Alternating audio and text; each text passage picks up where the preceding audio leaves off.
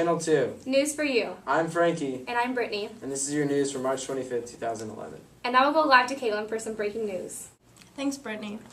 In 1975, Michael Whitmansey was convicted of the murder of 5-year-old Jason Foreman and of cannibalism.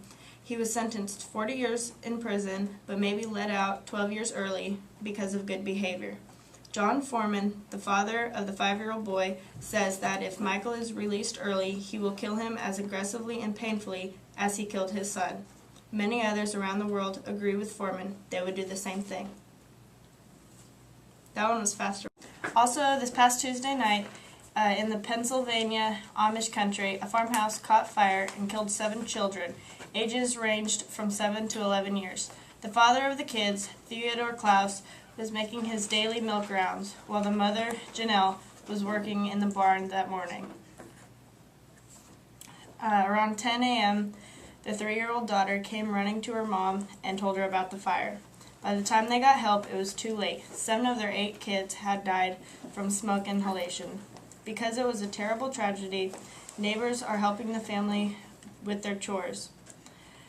The cause of the fire is under investigation, but the grandfather believes it was a leak in the propane heater.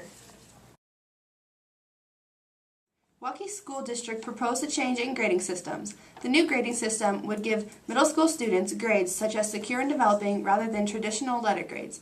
This new way of grading is said to give parents a better idea of how their child is understanding the material.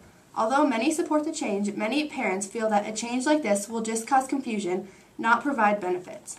Waukee Middle School teacher Nikki Monaco comments, "I believe the new system is better because it more accurately reports the progress of students." The Waukee School Board recently voted unanimously to put the system into effect gradually, starting with 6th grade in the fall of 2011, 7th grade in the fall of 2012, and 8th grade in the fall of 2013.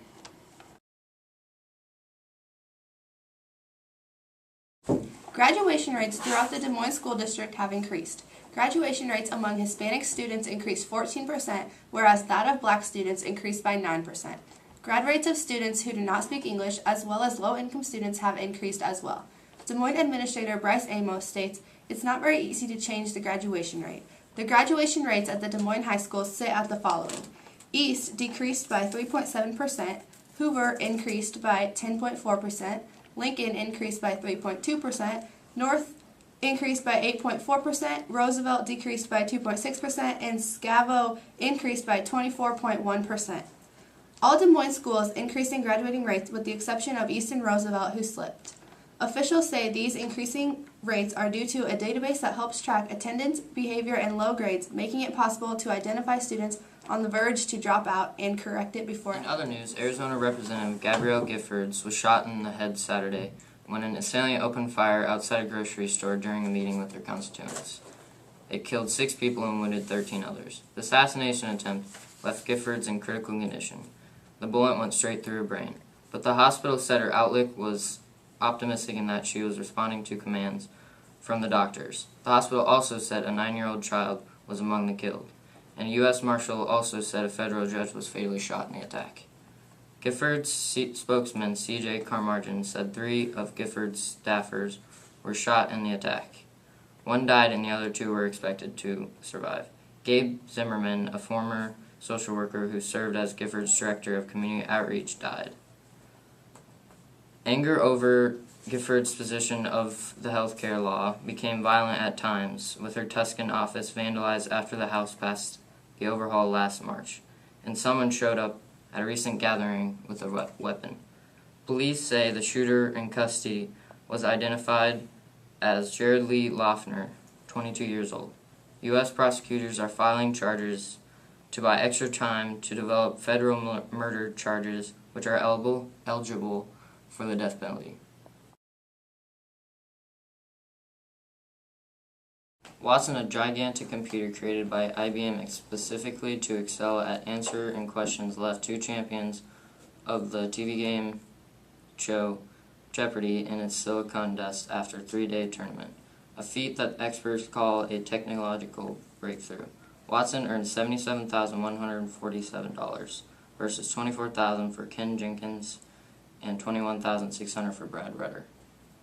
The next step for the IBM machine and its programmers is taking its mastery of the arcane and applying it to doctors to help them plow through blizzards of medical information.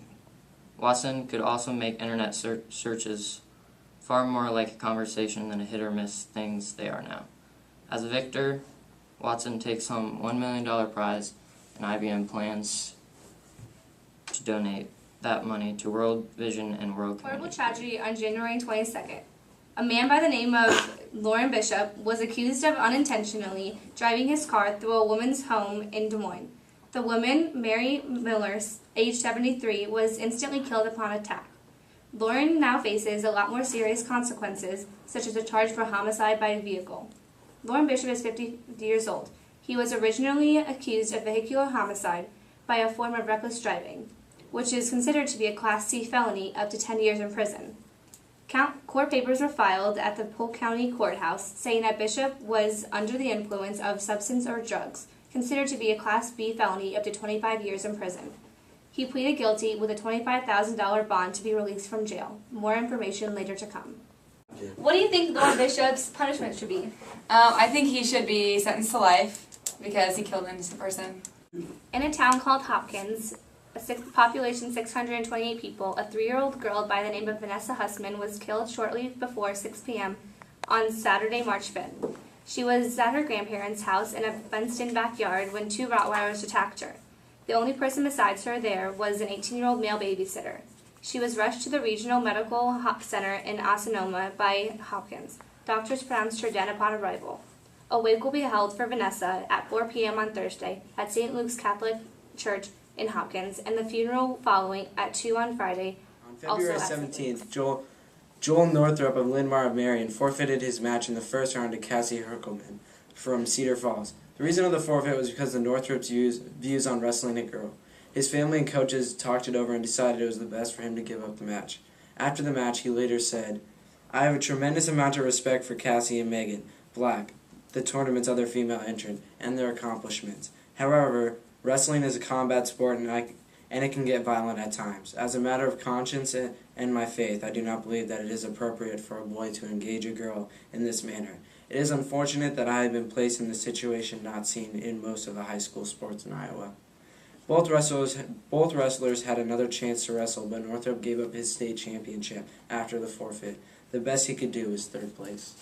What do you think of girls wrestling? If girls really want to wrestle, then they can have their own little wrestling club. In July 2011, Dr. Jody Radigan, current principal at Waukee, will be stepping down to assistant principal, and Kirk Johnson will be replacing as head principal for the 2011-2012 year. Radigan stepped down for several reasons, including spending more time with her family. After many candidates and interviews, the district made its decision to give Johnson the job. Johnson is the current principal of Vinton Shellsburg High School. Many other changes will take place in the next school year, including school schedules and vacations. Radigan later said that she is confident in the district's decision. Players make game-winning shots all the time. It's not that common for someone to make a game-winning shot and then die amongst the celebration. Wes Leonard of Fenville High in Michigan died Thursday, March 3rd after making the game-winning shot. They said that he died due to a heart problem. They ended up winning the game 57-55. Wes was also the quarterback of the football team. This play gave Fenville a 20-0 season. He is the second Fenville athlete to die in 14 months. What is your opinion on the guy from Michigan that died playing basketball? I think it's a very sad tragedy. I think it's hard for like a high school student of that to, obviously you should be in shape, and it's stuff that you can't really see and deal with or know that it's coming. Nebraska and Iowa will play Friday, November 25th in Lincoln, Nebraska, the day after Thanksgiving. The last time the two teams played was in 2000 in Lincoln. Nebraska leads the series with 26 wins, 12 losses, and 3 ties. Iowa opens up the 2011 season versus Tennessee Tech on September 3rd. This is Nebraska's first season in the Big Ten after accepting to join the Big Ten on June 11th. Thank you for watching Channel 2. News for you. Have a nice day. Thank you for watching.